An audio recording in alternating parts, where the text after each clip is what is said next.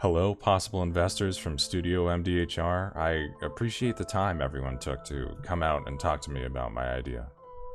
Welcome to the lush woods of New York, Vermont, and New Hampshire. Furthermore, welcome to My Side of the Mountain, a 3D side-scrolling adventure. Now, you might have heard of this book before. This was my first book that I ever read, and the thing has actually stuck in my head ever since. Now, here's what I think it would look like. So you play as Sam, an introverted preteen who's finally had enough and runs away from his or her parents, escaping the city life and plunging into the vast expanse of the woods. Now, armed with just a pocket knife, a couple library books, and whatever else is inside his or her backpack, Sam has to compete to stay alive and hopefully find him or herself in the process. Sam progresses through puberty, enhancing both his or her skills and expanding his or her inventory over the course of the narrative, which is composed of 4 seasons. Each phase of the game brings a new season and challenges for Sam to overcome. Through these player choices, Sam can alter the environment through a variety of ways, which also alters the course ahead for the player. Now, the composition of art should be a low poly style like Donut County, yet have a giant atmospheric effect throughout progression using lighting styles through games like Hollow Knight, Limbo, and Don't Starve. I believe that we can truly accomplish this. So, we're drawing inspirations from standalone genius games, kind of like Undertale and Celeste. We can craft compositions and audio cues that audiences both old and young will really enjoy throughout their time in the woods.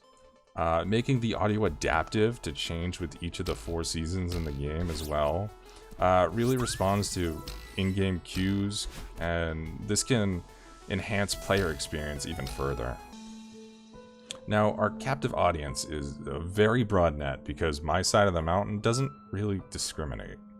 Although this should initially be marketed for children, a lot of replayability can be involved to entice older audiences. This can create different endings, this can branch into new craftable items, and eventually, hopefully, even a co-op mode.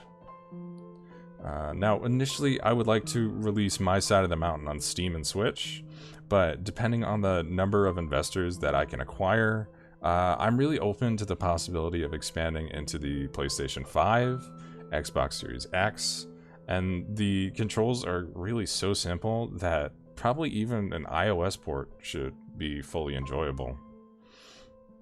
I should set this game at really a low base cost.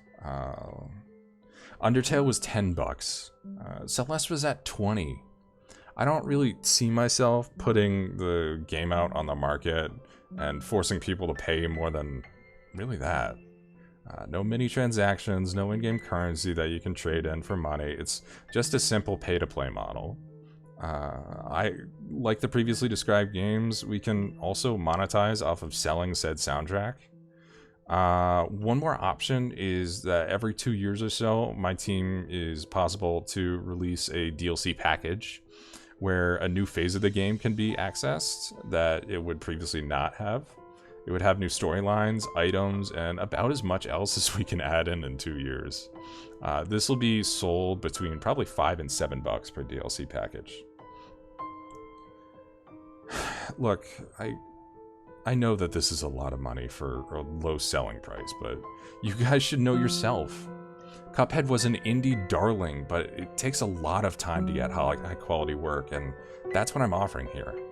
I want My Side of the Mountain to rise to the ranks of the indie Goliaths that we see before us, and quality almost always beats quantity in the market, except for FPS. But if you invest in me, you're spending for a long-term quality product that appeals to basically everyone, yet can still be supported in schools. Either way, I hope we can work together in the future. Thank you so much for the opportunity to come out here and pitch my stuff for you. Thank you.